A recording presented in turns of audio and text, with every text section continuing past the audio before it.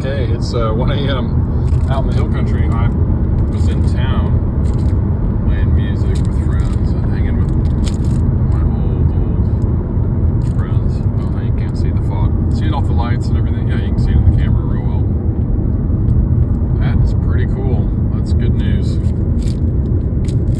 There's lots of precipitation in the air right now.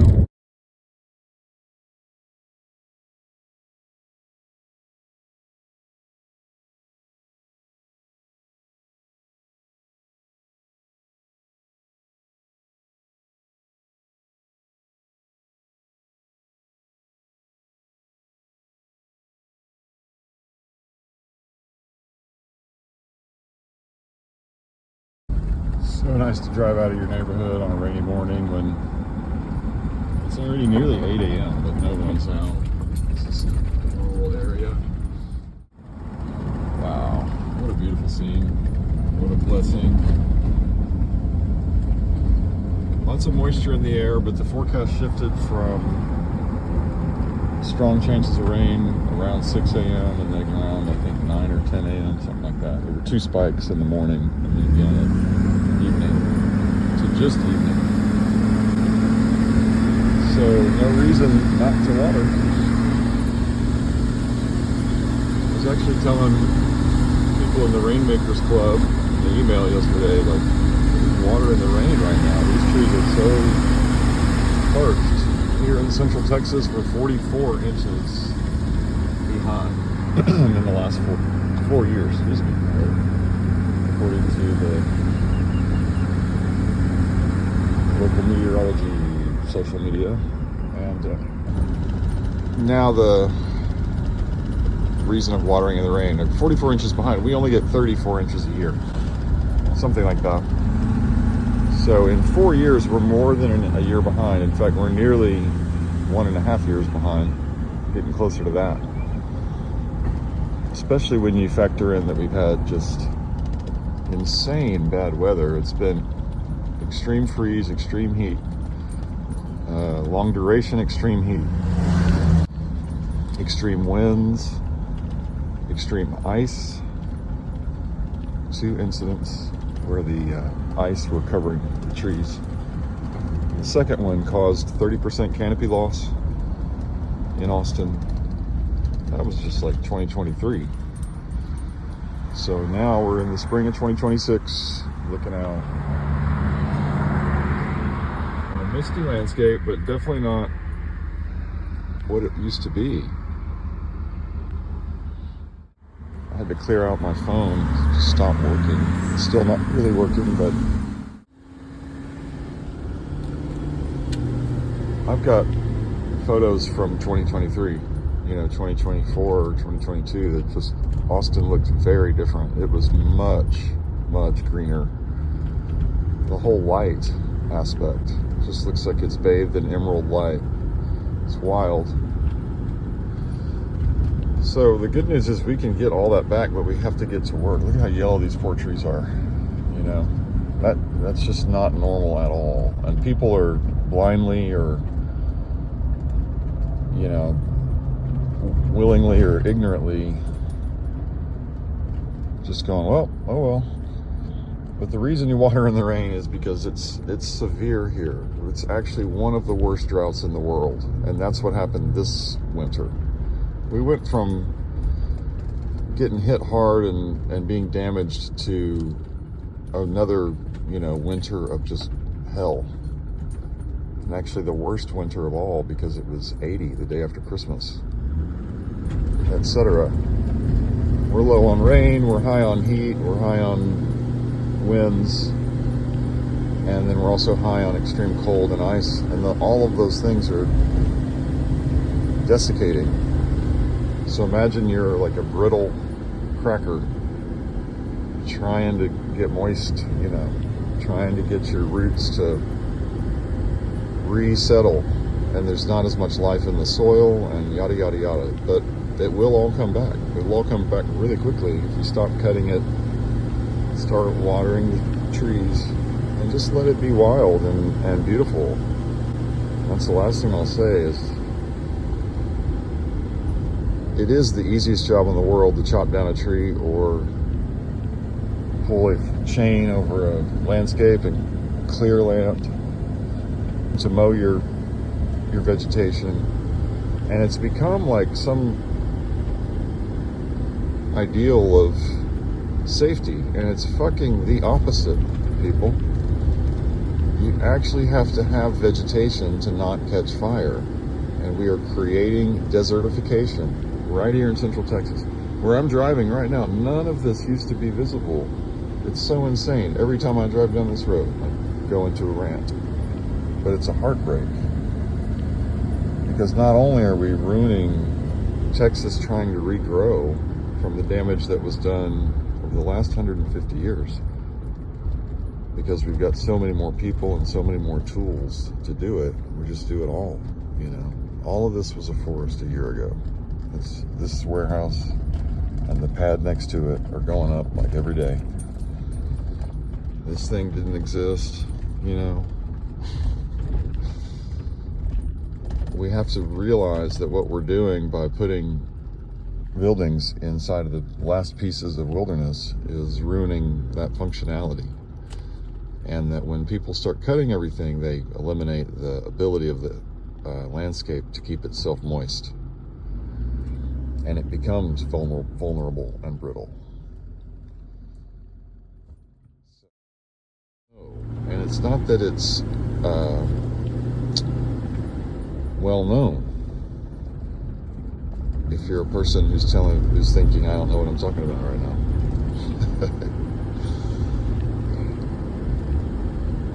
It is simple fact, and I recently put out material about that. Texas used to be basically a forested state from the standpoint of the amount of trees and the way the trees were dominant in their roles in the landscape. And what that meant when there weren't trees is that generally there was a lot of vegetation. Prairie was this is the prairie where we are right now. This kind of lowland, hill country forest, whatever we call it. It's actually what the prairie is. So it existed because of brush and unobstructed function, whether it was at the grass landscape level or the tall tree, you know, cross timbers, Dallas, Fort Worth, what used to be there, or Dallas area anyway. Huge. And of course San Antonio and, you know, the cypress trees. When you start looking at the names of towns in Texas that didn't get big, it's the Cypress Mill and Cedar Mill. Old places. 150-year-old places. 175. Anyway, the reason you water in the rain. The trees haven't had rain in a consistent way now for more than, I would say, 15 years, because we remember the Bastrop fires of 2011. I remember when it was 110. I think it was 2010.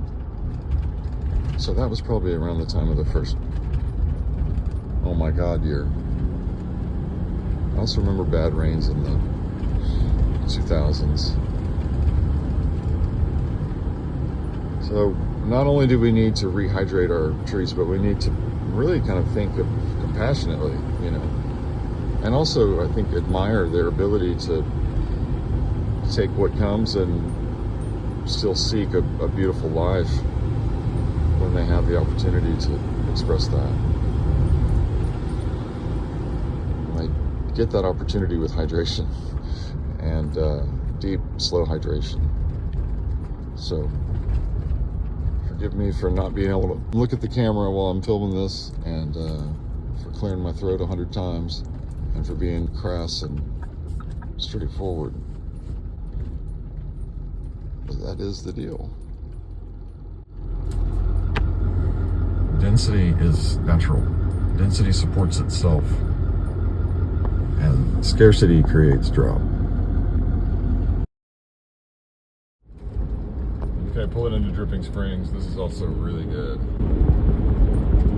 It's more dramatic in real life. It's the mistiness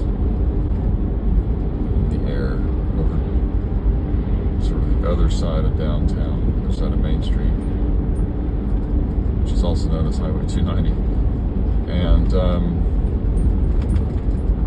the area needs this. This is the hydration, you know, that we don't recognize yet as a community of humans that keeps us alive, because it's keeping the plants alive, keeping the vegetation, the trees, and everything they do. And the things that trees and forests do, vegetation do for avoiding drought are so numerous and so connected to the benefits of, like, well, number one, we're not catching on fire, you know. What I mean is, like, they cool the planet, these ecosystems that we're trying to chop down to keep them from catching on fire. They actually cool the planet.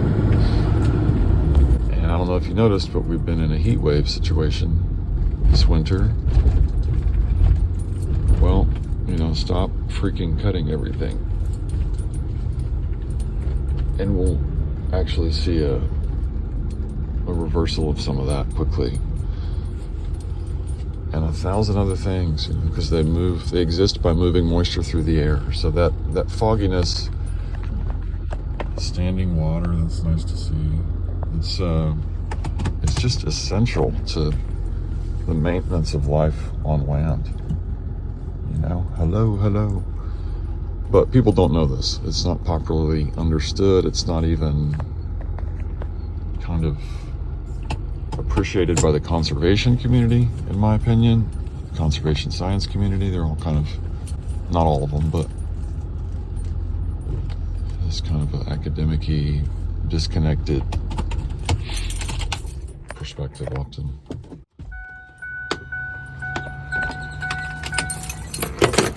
And the miracle is, you know, right here, where you live, wherever you are, just in the air, being of a better quality because of the vegetation needing to circulate moisture through the air. So, anyway, I'll stop there and get water.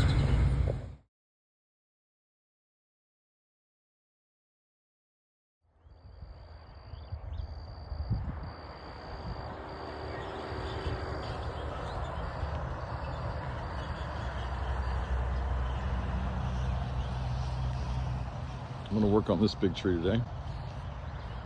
It's the primary.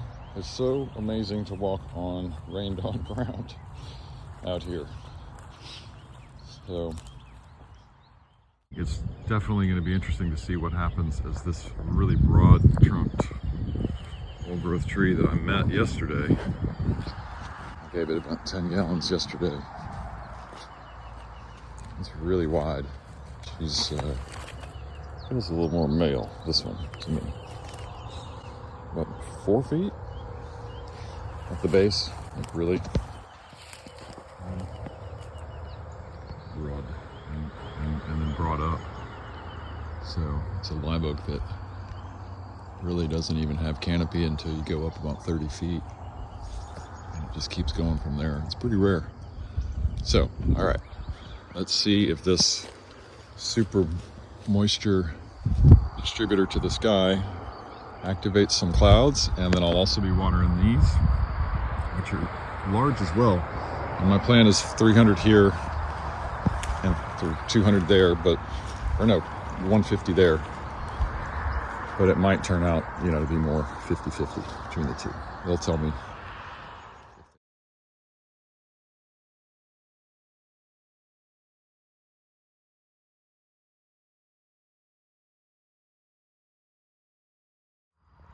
It's about 9:45 a.m. I'm just watching these fill and also looking at this thing again.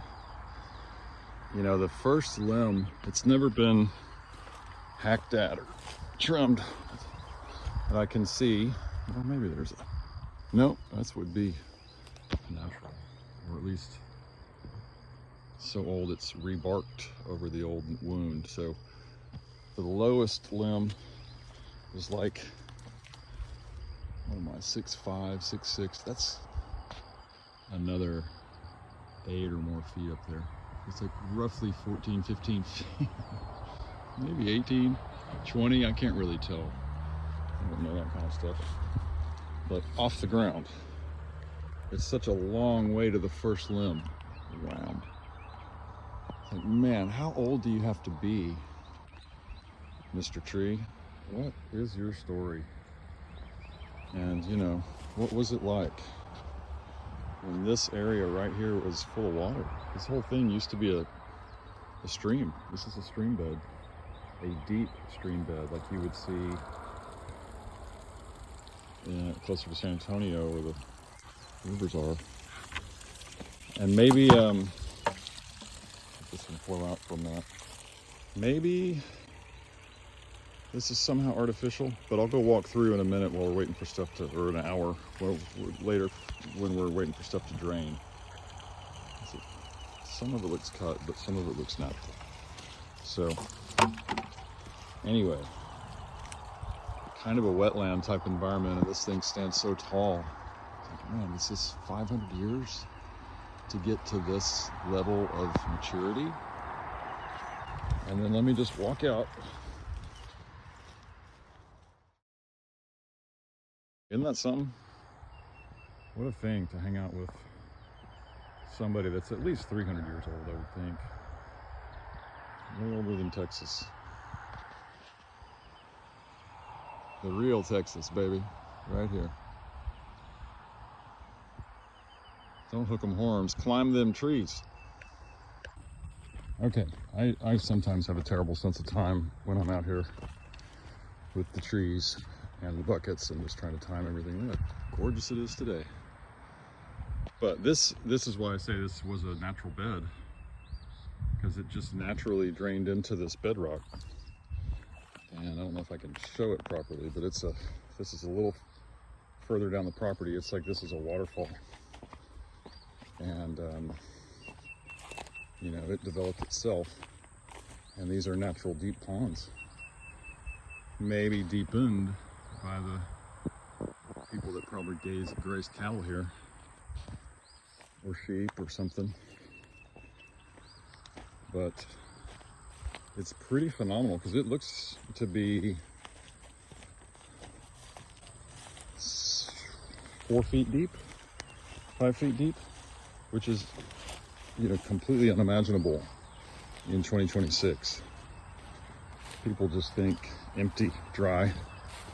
I even saw, what was it? It was like a Google image of Austin, and it was the wrong image. It showed West Texas, like far West Texas, cactus and sand. It's like, what the hell? That's not how this place is at all. Central Texas. You know, we're not barren of life. We're the emerald interior, baby. So again, just a really interesting thing. And then they put a concrete platform here for some reason, I guess to prevent it from getting flooded out. But natural drainage to create a natural pond. And then over here it's wide, like 10, 20, 30, 40, 50, even 60 feet wide, you know, and then maybe the same other diameter. But there's an island in it and all that stuff, so maybe this is where it got expanded. Who knows? Natural meets human interaction. That's what we got to get good at, which I'm messing up right now. We need to avoid erosion and create moisture or circulation by giving the soil and the ecosystems and the plants the ability to hold the moisture that falls. And then maybe this was a bad design here. Maybe they made the pond too big. You know, the springs, I wish there's someone sitting there, but they didn't put themselves there. Anyway, so many thoughts. We got to figure it out, folks. We got to restore this system that can take care of itself through density rather than creating scarcity on the landscape. We have to allow it to be wild and dense the way it wants to be. And that's what you're empowering by giving the slow trickle here. So, all right, enough from me.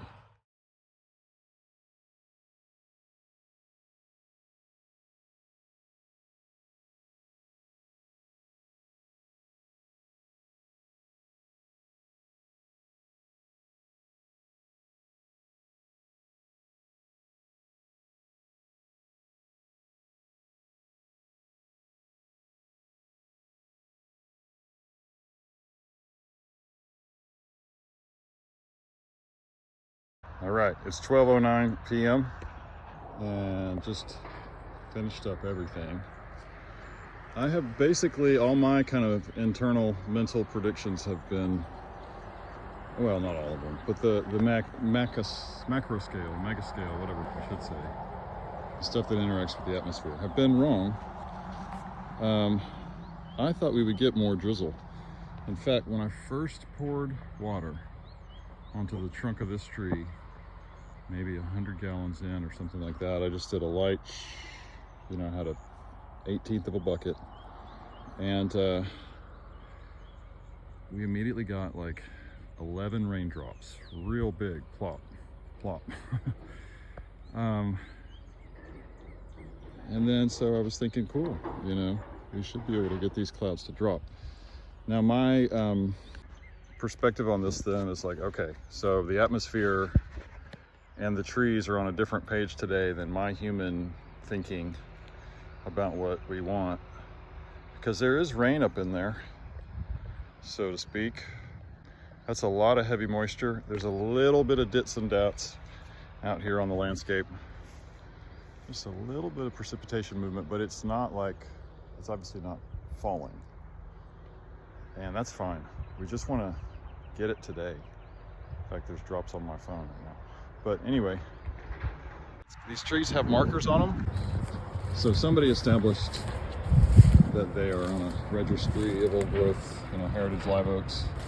The one over here I think is 178, maybe 177. And you know, these are all big stamps. So here's 77. Right, so they're comparatively half the size of that one and half the height. And they've got the same badges. And anyway, that's interesting. And it feels fairly lush in there. It did when I got here. That's one other kind of point to emphasize for anyone who's interested. This heavy vegetation, man, this is kind of what defined the session today. It took a lot longer than usual. I think I've been here 3.5 hours, maybe 4. Don't really have a sense of that, but I had to go as slow as I possibly could on the biggest tree, because look how much soil has eroded here. You know, my perception is that, you see my hand, I'm gonna put this sock cap. All right, so that's really where the soil line should be. It's a good, I mean, it's god awful, frankly. It's like, there should be 100, 500, 1,000, like 2,000 square feet more soil, and then about a good foot taller to get back up to what would be sort of the natural root level with the soil. And it's on both sides. The sun-drenched side from the morning sun is more damaged, yada yada. But I had to go super slow because the water just, you know, runs right off. And that's not what live oaks want. They want to be able to soak and everything. But a magnificent opportunity, or whatever, magnificent thing to work again with such a grand old being. And I really recommend this experience to people. Go find some old trees and water them slowly. You know, just take the time, stand there, be bored, let your mind race, and be, you know, think through your anger and your pain, your confusion, all of it. Because you want to create that slow rainfall at the base of the tree. And it takes a while, you know. It's a beautiful process. And that's what a lot of us need, is more process. Less bullshit. Less marketing. All right, on that happy note, catch you later, hopefully in the rain. Well, I left out my main point. I was trying to say, I don't think they want to make rain. When there's this heavy a cloud system, my assumption is they make the rain whenever they can, but they don't want to today, you know, or right now. Maybe they know something about the 6 p.m. time will be the time to do it, the way it's predicted in the forecast. Maybe there's a ridge system whole meteorological thing. I just don't, I mean, I know there are things I just don't know about. But anyway, they have more capacity now to pull that rain down than they did certainly when I got here, and there were no leaves on them. 9.5 out of 10 trees. So they're not doing that, and it'll be interesting to see if the rain comes, and if it doesn't, you know, sort of why. Also, I'll say one last thing is the trunks, moistening the trunks. Often we get rains then that are real frizzy or fizzy. They cover the trunks better. They don't just drive down. But they go across the landscape better, like washing. It's as if they kind of imitate the signal that gets maybe released from moistening the trunk slowly like I do. Can't really see it on the camera as well, but it just looks like water is drifting down. It's remarkable. It doesn't happen all the time or anything, but often the rain pattern will look like the watering style, in my opinion, moistening the trunk slowly like I do. So that's a moisture line right. It's as far up as I got the moisture. Over here, it was already feeling lush, even though these trees are dry as can be. But it's not been mowed. They put rocks around it and couldn't get to it, and so it's kind of had and then this cone kind of had some natural development, and ironically there's even gardener's cloth under there, and it's like, you know, pardon my French, but it's like, fuck you, garden cloth, I'll just grow right through you, no problem. You ain't got nothing on me, you know. So all of this is like moisture containment, moisture circulation, it's a moisture vehicle. It is literally like infrastructure in your own body. If you remove the hand, then you have less things circulating moisture. If you remove the forearm, you know, so that's what, you put it back when you let the vegetation grow wild to get all the functionality back in the whole of the landscape system. And this little thing, even at this scant ass level, is very, very productive in moisture circulation compared to over there where the soil is gone at a macro scale. Like I was saying, 2,000 square feet, needs to be a foot taller, all that, then have plants in it. You know, there's just nothing to hold moisture there. So even though this tree got about 350 of the 450 gallons, it needs more. And, you know, I didn't want to rush it today because A, it wouldn't have worked for the tree, and it'd make the soil even worse, and B, there's supposed to be rain, 75% chance, 80% chance, according to Apple. That's pretty good, and give a little refreshment to these, and they should be able to interact with their fellow already watered trees here. Make something happen this evening or soon. So, all right, that's all that I meant to say. Hard to get it out sometimes. Thanks for watching.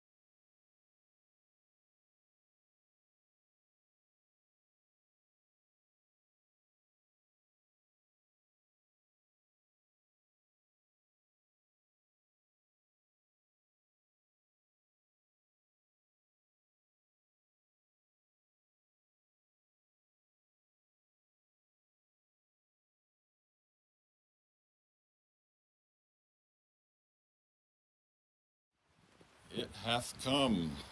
The rain is here. The rain has arrived. This is the iPads. I'm going to go quick because I don't want to get it wet. You can hear it. Hopefully you can see it.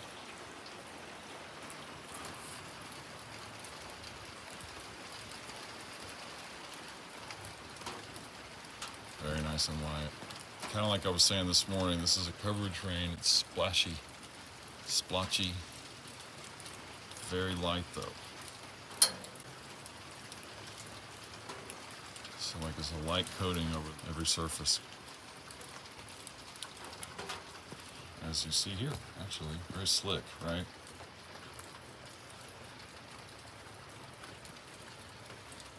There's stuff on water being intelligent, but it's on emotional intelligence. There's actually rain intelligence and structural kind of response intelligence. This is that plasticity that then can help coat the trunks better. Yada yada. This, again, what I was trying to say this morning, like it'd be interesting to see what type of rain falls. So this is a really good one for hydration, just slow absorption. All right, hey. Good deal.